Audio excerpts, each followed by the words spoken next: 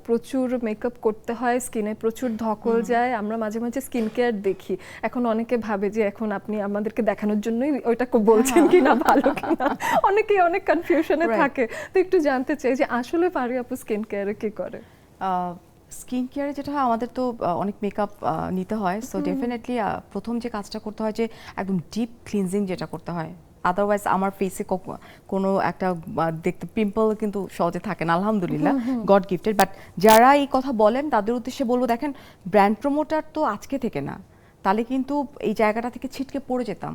মানে আমাকে এখনো সবাই বলে যে ফারিয়া কাম ব্যাক করো, মানে তোমার জায়গা এটা, তুমি এটাকে ছেড়ে দিচ্ছ। এবং আমার কলিগরা বলে যে তুই ছেড়ে দিছিস কেন জায়গাটা, তুই চলে আয় আবার। বাট আমি বলি যে না, আমার কাছে মনে হয় যে আমার সুইচিংয়ের সময়টা সুন্দরভাবে হয়েছে।